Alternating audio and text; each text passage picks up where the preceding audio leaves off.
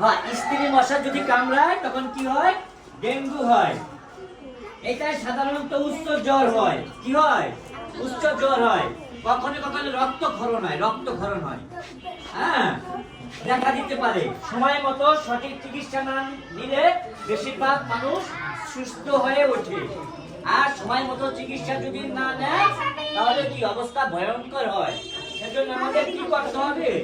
এগুলোর বিষয়ে আমাদের সচেতন থাকতে হবে।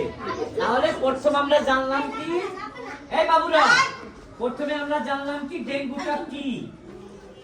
এবার আসেন ডেঙ্গুর প্রতিকার কি করতে হবে। এই ডেঙ্গুটা যাতে না হইতে হয় সেজন্য কি করতে হবে বাবুরা? সপ্তাহে অন্তত একদিন বাড়ির আশেপাশে অথবা বাসার আশেপাশে কি করতে হবে? চেক করে কোন জায়গায় পানি জমে আছে কিনা। একটা বাসার মধ্যে ফ্রিজ আছে,